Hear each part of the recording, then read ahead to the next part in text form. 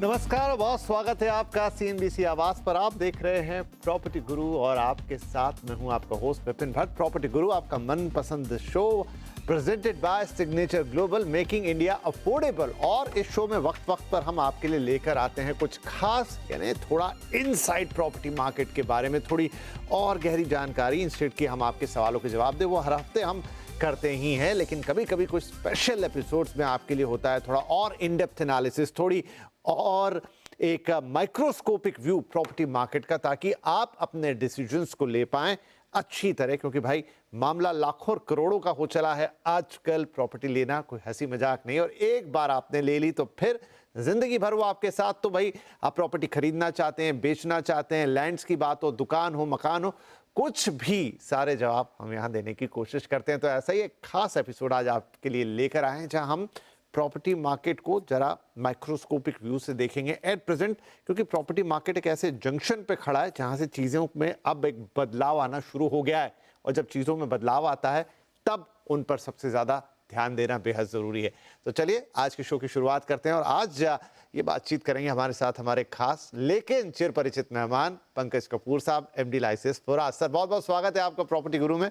And दर्शक आपको सालों से सुनते आए हैं, आपके जो डीप इंसाइट्स हैं रियल एस्टेट मार्केट को लेकर, उसका फ़ायदा वो उठाते हुए आए हैं।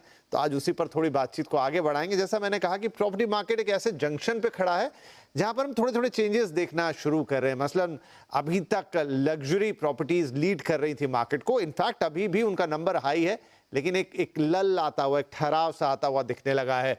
बैंक रेट्स कम होना शुरू हो गए हैं। अभी उम्मीद की जा रही है कि एटलीस्ट 2 से 3 साइकिल्स और आएंगी। कुछ पॉकेट्स में फिर से मिड टू अफोर्डेबल हाउसिंग की डिमांड्स हमने बढ़ते हुए देखी हैं। तो क्या हम माने पंकज जी के एक बदलाव के मोड़ पर खड़ा हो गया है प्रॉपर्टी मार्केट अब जाकर?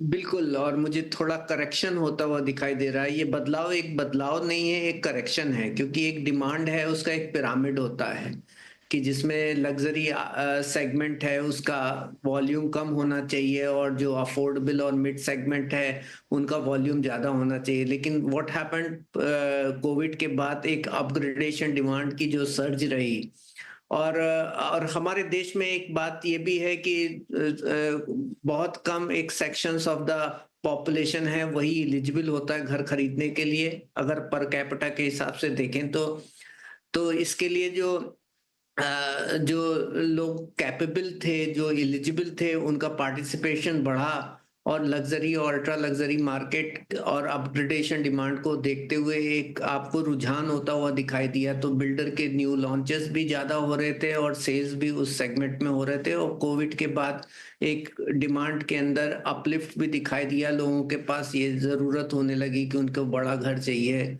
अपग्रेड करना चाहिए। तो उस तरीके से आपको लग्जरी सेगमेंट में एक रुझान होता हुआ दिखाई दिया।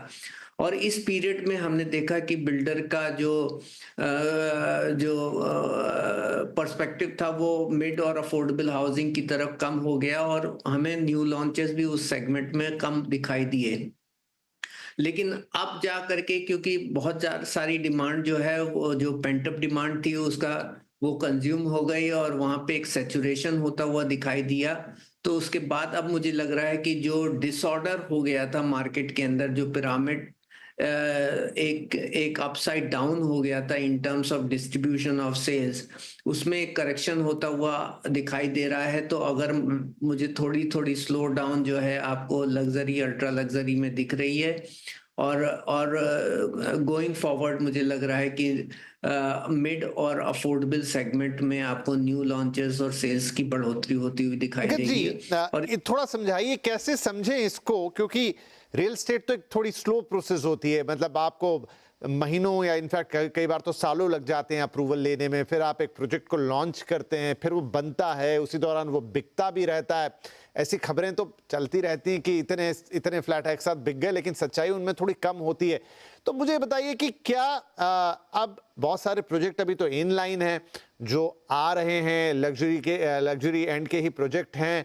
अब यहाँ पर हमने देखा कि एकदम डिमांड में स्लो डाउन आया, तो क्या आगे चलते हुए ये प्रोजेक्ट फंसने से मेरा मतलब है कि थोड़े से अटकेंगे, सेल्स उतने अच्छे नंबर नहीं क्रिएट करेगी, तो फिर इनफैक्ट प्राइस पे प्रेशर आएगा, एक अलग तरीके का साइकिल बनेगा? कैसे काम करता है ये सिस्टम? देखिए, आपने बिल्कुल अच्छी तरीके से इसको समझा ही दिया कि क्योंकि कारण है कि अगर आप सेल्स में थोड़ा स्लो डाउन देखेंगे तो आपके न्यू लॉन्चेस थोड़े कम होने चालू हो जाएंगे, बिल्डर थोड़े कॉशियस हो जाएंगे, प्राइसिंग के ऊपर प्रेशर पड़ेगा। आज के दिन डिमांड को देख करके अगर प्राइजेस में एप्रिसिएशन ज़्यादा दिख रहा है, लेकिन अगर स्लो डाउन सेल्स में होता है तो प्राइसिंग के ऊपर प्रेशर आएगा और तो आपकी ग्रोथ कम हो जाएगी। अगर ग्रोथ कम होती है तो इन्वेस्टर का पार्टिसिपेशन भी कम हो जाता है मार्केट के अंदर, और इसको देखते हुए एक चेंज ओवर मार्केट में होना चालू हो जाता है। तो चेंज जो है वो एक रिफ्लेक्शन दिखाता है कि आपकी डिमांड और डिमांड में क्या अंतर हुआ। डिमांड को देखते देखते सप्लाई में चेंजेस आते हैं, और ये बात जरूरी है कि ये इतना इजी नहीं होता, इसमें एक टाइम लगता है। लेकिन मुझे लग रहा है कि ये टाइम अब आने वाला है, और क्योंकि पिछले 1 या 2 साल के अंदर हम लोगों के अंदर थोड़ा बहुत मॉडरेशन होना दिखाई चालू हुआ, और जब बहुत ज़्यादा सेल्स होती है और सप्लाई हो रही होती है तो वह एज सच ही बिल्डर थोड़ा सा इस पर्सपेक्टिव से सोचने लगता है कि जो हमने अभी तक का ट्रेंड देखा क्या ये सस्टेन होने वाला है। तो थोड़ा बहुत उनके अंदर कॉशियस ऑलरेडी बिल्ड थी, और अब जो थोड़ा बहुत स्लो डाउन हमें होता हुआ दिखाई दे रहा है, इसको देखने के बाद मुझे जरूर लग रहा है कि मार्केट के अंदर आपको ट्रेंड जो है वो बदलाव होते हुए दिखाई देंगे। तो वो नहीं पंकज जी, दिखाई दे इसमें रहा है। एक सवाल प्राइस एंड पर पूछना चाहूंगा, वो ये कि इन दिनों जो फिलॉसफी हो गई है बिल्डर्स की या प्रैक्टिस हो गई, पहले एक जमाना था जब हम देखते थे कि वो होल्ड करके रखते थे, भाव को होल्ड करते थे, तोड़ते नहीं थे। अब क्या नया एक अप्रोच आ गई कि भाई वेलोसिटी होनी चाहिए, माल बिकते रहना चाहिए, उसको रुकना नहीं चाहिए। तो देखिए, अब अगर मान लीजिए बहुत सारा स्टॉक इकट्ठा होने लगेगा, थोड़ी डिमांड कम होगी, तो फिर डेफिनेटली प्राइस पे प्रेशर आएगा। तो क्या डेवलपर उस फिलॉसफी के साथ जाएंगे कि चलो थोड़ा कम सही, थोड़ा डिस्काउंट दे दो, थोड़े फ्रीबीज दे दो, थोड़ा इधर से थोड़ा उधर से, लेकिन माल को निकालो?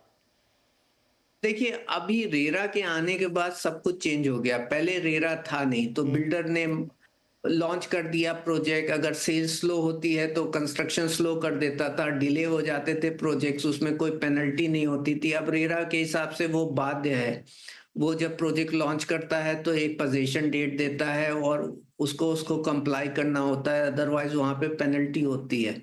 तो रेरा के आने के बाद जो एक एसेंस ऑफ टाइम बिल्डर को समझ में आया कि अगर जो आज वो कमिट कर रहा है वो उसको डिलीवरी करना पड़ेगा, तो उस ये समय का जो एसेंस आने के बाद क्या हुआ कि अब उसे कैश फ्लो मेंटेन करना पड़ेगा। ऐसा नहीं है कि अगर आपने लॉन्च कर दिया और धीमे बिक रहा है तो आप कंस्ट्रक्शन भी स्लो कर सकें। अगर आपको कंस्ट्रक्शन करना है और सेल्स स्लो हो रही है तो आपके कैश फ्लो एडिक्वेट नहीं होंगे। इसके लिए जो है अब सेल्स वेलोसिटी जो है वो एक ज्यादा इंपॉर्टेंट पैरामीटर हो गया rather than sales, rather than price और उसकी ग्रोथ ऑफ प्राइस। जो हमें याद है कि अगर हम आज से 8 साल या 10 साल पहले अगर हम पैनल डिस्कशन करते थे तो बिल्डर हमेशा बोलते थे कि भाव बढ़ गए हैं एंड वो प्राइस कम नहीं कर सकते, और इन्वेंट्री जिस प्राइस पे वो होल्ड होगी चाहे वो बिक रही है या नहीं बिक रही है। अब वो पर्सपेक्टिव जो है वो खत्म हो गया, क्योंकि अब पेनल्टी ज्यादा है, और builder has learn the hard lessons. क्योंकि उन्हें समझ में आया कि जितना इन्वेंट्री होल्ड कर रहे हैं उससे उनकी फाइनेंस कॉस्ट और इन्फ्लेशन ड्रिवन जो कॉस्ट है वो बढ़ती जा रही है। प्राइस में अगर आप देख लीजिए ऑल इंडिया लेवल के ऊपर जो है इतनी बढ़ोतरी नहीं दिख रही है, क्योंकि मार्केट जो है डिमांड और सप्लाई के ड्रिवन है। तो अगर प्राइस नहीं बढ़ रहा है और आपकी इन्फ्लेशन हो रही है और कॉस्ट ऑफ फाइनेंस बढ़ रही है तो उसके मार्जिन कम होते हुए दिखाई तो देते हैं। पंकज तो जी, ये एक और सवाल मन में आ रहा है। पहले तो हमने देखा कि पुराने ट्रेंड से नए ट्रेंड में आए तो एक टाइम करेक्शन होता था, तो इस बार भी टाइम या करेक्शन ही देखने को मिलेगा या फिर थोड़ा प्राइस करेक्शन भी देखने को मिल सकता है? देखिए, मुझे प्राइस करेक्शन के प्रोबेबिलिटीज नजर नहीं आ रही, क्योंकि प्राइस आज भी अप्रिशिएट इतना नहीं हुआ है कि वो स्पेकुलेटिव है। जैसे पिछले साल पिछले दशक के अंदर देख लीजिए तो प्राइस ग्रोथ नहीं आपकी नहीं, यहाँ पे थोड़ा सा जो कैच पॉइंट है पंकज जी वो ये कि जिस थ्योरी की हम बात कर रहे हैं ना कि भाई अब लोग होल्ड नहीं करना चाहते हो तो बेचना चाहते, तो मान लीजिए एक प्राइस पॉइंट पे बिकना थोड़ा सा बंद हो गया, नहीं खरीद रहे, नहीं डिमांड आ रही है, तो क्या थोड़ा उसको ल्यूक्रेटिव बनाने के लिए थोड़ा थोड़ा सेल लगाई जाएगी? बिल्कुल लगाई जाएगी और वो अभी भी चल रही है। तो अगर बिल्डर कोट कर रहा है एक्स प्राइस, तो वो आज के दिन आपको स्कीम से, डिस्काउंट से, फ्रीबीज के थ्रू जो है ये इंश्योर करता है कि आप उसे छोड़ के ना जाए और आप एक सेल्स एग्जीक्यूट हो। तो थोड़ा बहुत प्राइस में डिस्काउंट और ऑफर्स जो है वो कंटिन्यू कर रहे हैं और मेंटेन कर रहे हैं, लेकिन ऐसा नहीं हो रहा है कि बिल्डर जो है इन्वेंट्री होल्ड कर रहा है और प्राइस बढ़ा रहा है। आज आज वो जो स्पेकुलेटिव प्राइस राइज थी वो कुछ एक लिमिटेड ज्योग्राफीज में रह गई है, जहां पे सप्लाई के कंस्ट्रेंट हैं, जो दिल्ली एनसीआर के अंदर थोड़ा बहुत मुझे रीसेंट फिनोमिनन होता हुआ दिखाई दे रहा है। लेकिन अगर ज्यादातर शहरों की बात कर लीजिए ऑल इंडिया के अंदर, तो वहां पे प्राइस राइज अगर आप देख लीजिए तो पिछले 5 साल और 6 साल के सीएजीआर ग्रोथ आज भी 5% से ऊपर नहीं है, और उससे ज्यादा तो हमारा इन्फ्लेशन बढ़ रहा है। तो मुझे नहीं लग रहा है कि प्राइस राइज इतनी हो गई है कि प्राइसिंग प्रेशर हो गया है और प्राइस में एक बड़ी गिरावट दिखाई देगी। लेकिन आपकी जो बात है कि बिल्डर जो है प्राइस पकड़ के नहीं बैठेगा, डिस्काउंट और ऑफर करके वो आज कंज्यूमर को पकड़ना कोशिश करेगा रेदर देन प्राइस को पकड़ने से। राइट तो चलिए, ये तो थोड़ी सी मार्केट सेंटिमेंट्स की बात हो गई, और खासतौर पे चूंकि लग्जरी के इर्द गिर्द घूम रहा था तो वहां की बात कर लिए। थोड़ी अफोर्डेबल मिड हाउसिंग की बात करता हूं, जहां पर डिमांड तो है, कभी कम होती नहीं है, लेकिन अब वो वापस से वो जो उसका एक ट्रिगर फैक्टर होता है ना सर, इंटरेस्ट रेट वाला, ईएमआई कैसे कैलकुलेट होगी। ज्यादातर होम बायर्स यहाँ पर ईएमआई वाले होते हैं। क्या अब जो ये साइकिल शुरू हुआ है, जहां एक रेट कट आया है, बैंकों ने भी ईएमआई घटाई है, आगे और 1 से 2 रेट कट तो एटलीस्ट एक्सपेक्टेड है, आगे और फेवरेबल होगा तो शायद और एक आध देख ले, क्या यहां से अब मिड और अफोर्डेबल हाउसिंग का पहिया घूमेगा? मुझे लग रहा है, और मुझे बिल्कुल इस तरीके का जो है रुझान होता हुआ दिखाई दे रहा है। और साथ में जो बजट के अंदर जो एक बेनिफिट मिला 12 लाख से नीचे इनकम वालों के लिए, अगर आप डुअल इनकम को देख लीजिए तो आपका 2-2.5 लाख रुपए तक की सेविंग होती है एक अफोर्डेबल हाउसिंग के घर खरीदने वाले ग्राहक के लिए। और ये एक अच्छा इंसेंटिव्स है, और ये आपको पेरिफेरल मार्केट और टायर 2 टायर 3 सिटीज में ग्रोथ होता हुआ दिखाई लेकर के आएगा, और इसका इम्पैक्ट जरूर पड़ेगा मार्केट के अंदर, मिड और अफोर्डेबल हाउसिंग के अंदर। तो ये ज्यादातर लॉन्चेस या ज्यादातर जो सेल्स या डिमांड आप कहाँ आते देख रहे हैं? टियर 1 बड़े शहरों में, या टियर 2 टियर 3 वहां पर थोड़ा सा एक वे फॉरवर्ड लेंगे? देखिए, जहां जहां पे सप्लाई कंस्ट्रेंट्स हैं, अगर टायर 2 सिटीज देख लीजिए तो टायर 1 के हिसाब से वहां पे आप इन्वेंट्री ओवरहैंग आज के दिन 14 या 15 मंथ का रह गया है, और वो इसके लिए कि टायर 1 में फिर भी न्यू लॉन्चेस हुए, लेकिन टायर 2 का जो बिल्डर है वो कॉशियस था, और मिड अफोर्डेबल हाउसिंग में इतनी ज्यादा तेजी दिख नहीं रही थी, तो इसको रहते हुए न्यू सप्लाई का भी फ्लो कम था। मुझे लग रहा है कि वहां पे बढ़ोतरी होती हुई आपको दिखाई देगी, टायर 2 सिटीज में पेरिफेरल मार्केट में बढ़ती हुई दिखाई देगी। कुछ टायर 1 सिटीज लाइक आपके दिल्ली एनसीआर जो है, अगर आप मुंबई के हिसाब से देख लीजिए तो 1/5 ऑफ द सप्लाई हो गई है। वहां पे न्यू लॉन्चेस उस ढंग से नहीं आए जो आने चाहिए थे। तो मुझे लग रहा है आपके दिल्ली एनसीआर और नॉर्थ इंडिया के सराउंडिंग रीजन्स में आपको सप्लाई में ग्रोथ होती हुई दिखाई देगी, और अक्रॉस इंडिया में टायर 2 सिटीज में आपको ज्यादा ग्रोथ होती हुई दिखाई देगी।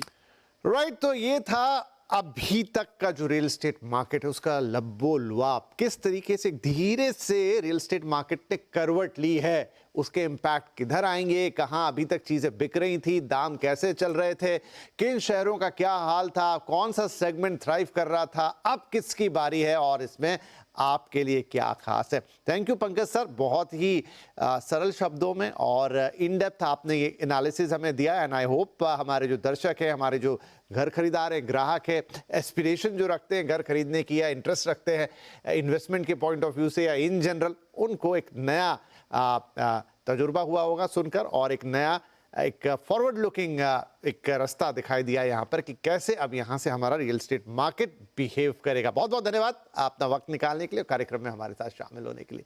चलिए इसी के साथ हम लेते हैं एक छोटा सा ब्रेक, लेकिन ब्रेक के उस पार आपके लिए है कुछ खास, छोटा सा ब्रेक।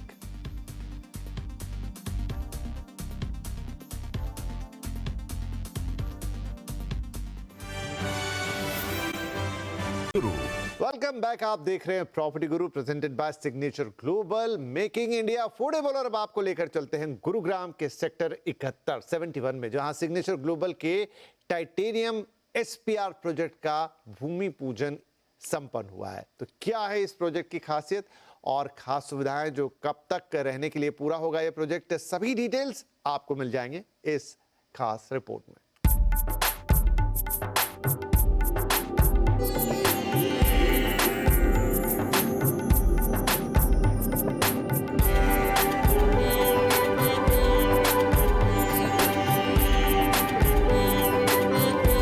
सिग्नेचर ग्लोबल ने सिग्नेचर ग्लोबल टाइटेनियम एसपीआर का भूमि पूजन कर एक नए युग की शुरुआत की, जो दिल्ली एनसीआर में लग्जरी लिविंग को रीडिफाइन करेगा।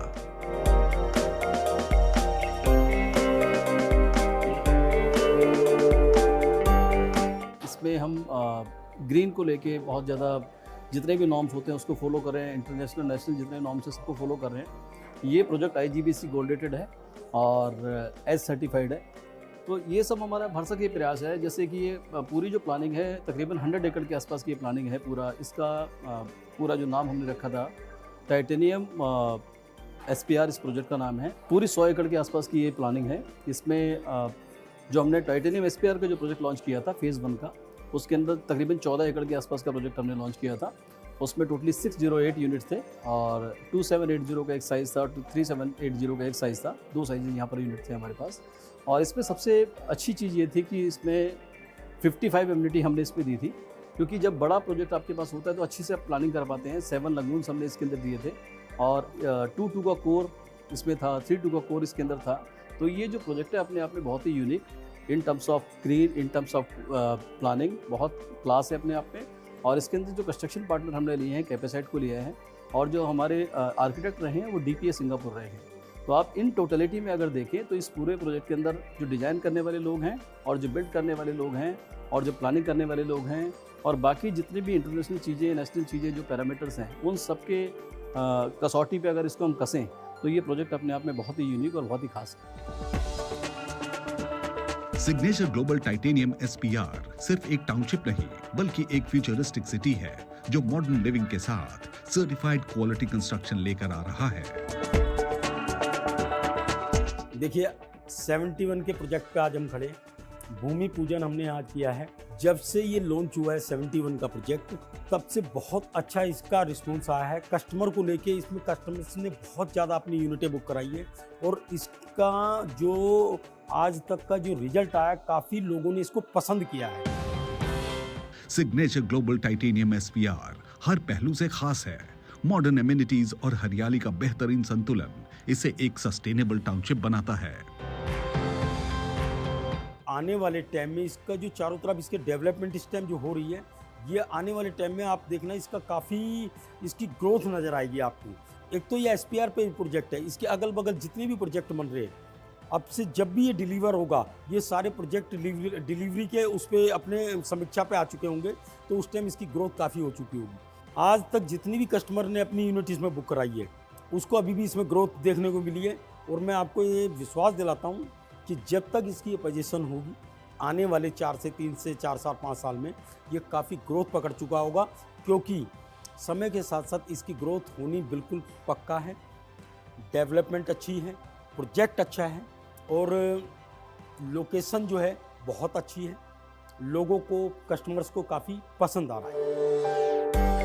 सिग्नेचर ग्लोबल टाइटेनियम एसपीआर की लोकेशन इसे गुरुग्राम का खास बनाती है, उन फैमिलीज के लिए जो वेल कनेक्टेड होम्स की तलाश में हैं। कनेक्टिविटी के लिए मैं बता दूं, कनेक्टिविटी इसकी सबसे बहुत अच्छी कनेक्टिविटी पे है। ये सीधे NH8 से लगता है। NH8 के अलावा ये सोहना जो दिल्ली बॉम्बे कॉरिडोर है, उससे बिल्कुल टच होता है हाईवे से। गोल्फ कोस्ट से ये लिंक होता है। चारों तरफ से इसकी कनेक्टिविटी होती है। कनेक्टिविटी के मामले में नंबर 1 है।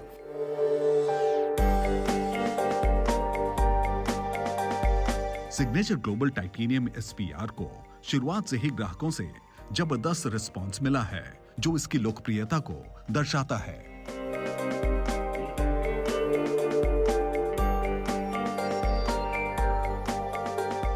ये हमने प्रोजेक्ट Q1 में हमने लॉन्च किया था और बहुत ही ज़बरदस्त कस्टमर्स का रिस्पांस इस प्रोजेक्ट में आया था। Almost this project is sold out. ये प्रोजेक्ट कई मायने में बहुत ही यूनिक है क्योंकि इसके अंदर करीबन 55 प्लस अमेनिटीज़ हैं, लगून्स हैं, पूल्स हैं और साथ साथ इसमें 2 का product means next level of luxury और with private access of lift to each and every flat. That's a unique feature of the project and many more things. The school is there, I mean club is there so means in future also it is a part of one of the ecosystem which we are going to develop on the SPR region. Means एक पूरा एक reason हम develop कर रहे हैं जिसके अंदर sports facilities भी आएंगी, मैनी फेजेस ऑफ लॉन्चेस भी आने वाले हैं और साथ साथ कॉमर्शियल ऑफिस स्पेसेस, बहुत बड़ी सारी चीज़ें, पूरे इकोसिस्टम का हिस्सा बनने वाला। ये सिंपल एक प्रोजेक्ट नहीं है, ये एक इकोसिस्टम है जहाँ पर कस्टमर रह के live, work, play and rejuvenate, जो कंप्लीट लाइफ के सारे पिलर्स हैं वो यहाँ पूरे कर पाएगा।